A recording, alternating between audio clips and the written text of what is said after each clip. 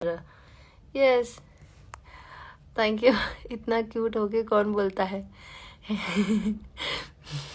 मैं बोल रही हूँ क्या क्यूट होके? मुझे नहीं पता। बहुत थैंक यू विवेक बाबू।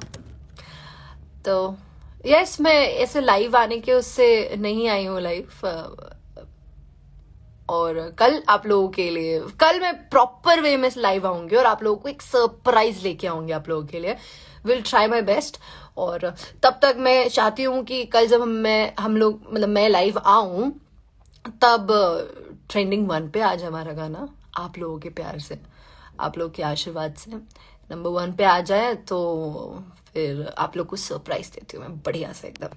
ठीक है, टिल देन गाने को देखिए और प्यार दीजिए, और खेसारी सर को प्यार दीजिए, बिकॉज वो जेन्युइनली बहुत हार्ड वर्किंग है, बहुत ज़्यादा मेहनत करते हैं वो, और अच्छा करना चाहते हैं, वो हमेशा अच्छा करना